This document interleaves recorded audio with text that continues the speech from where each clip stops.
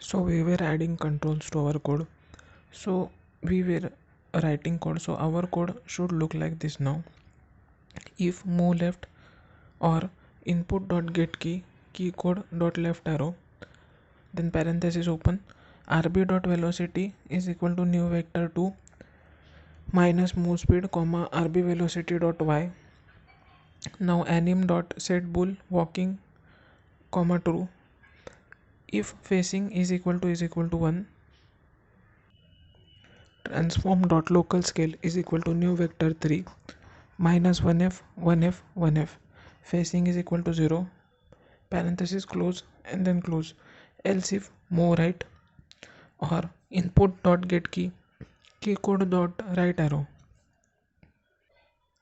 rb dot velocity is equal to new vector 2 move speed dot rb dot velocity dot y.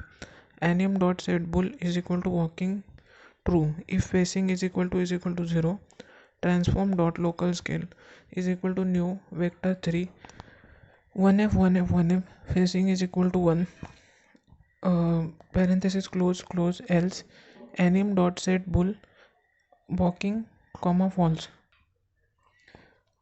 Now when you press right and left, your character should still move, but where you to set one of the boolean to true.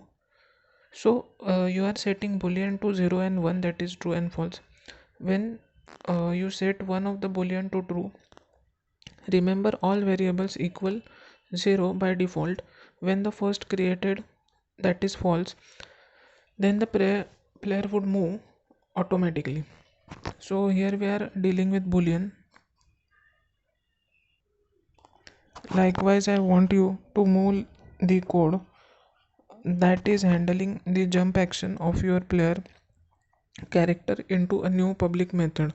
A public method is a method, a snippet of instructions that can be executed from other classes, that is script. That means we can now force the player to jump by activating it from external script. So jump was a command. We still want to register the button press in our update method, but instead of including the jump, we are referencing the new public method that contains said code. So you will be creating the public method like so: public void jump if on ground rb dot velocity is equal to new vector 2 rb dot velocity dot x jump power bracket close close. And then from within the update method you will simply say this: if input dot get key code dot space in bracket jump.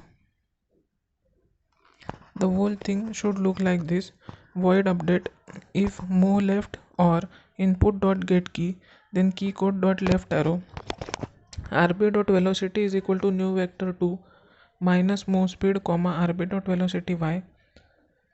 Anim dot set bool is equal to walking true if facing is equal to 1, transform dot local scale. So this is updated code actually, is equal to new vector 3 minus 1f 1f 1f, facing is equal to 0. Else if move right or input dot get key code dot right arrow, rb dot velocity is equal to new vector 2 move speed comma rb dot velocity dot y. Anim set bool walking comma true if facing is equal to 0, transform dot local scale is equal to new vector 3 1f 1f 1f, facing is equal to 1. Else anim dot set bool walking false if input dot get key, then key code dot space jump. So this is for jumping. Public void jump if on ground rb dot velocity is equal to new vector 2 rb dot velocity dot x comma jump power. Okay, so now we have done that. It is time to make buttons responsive.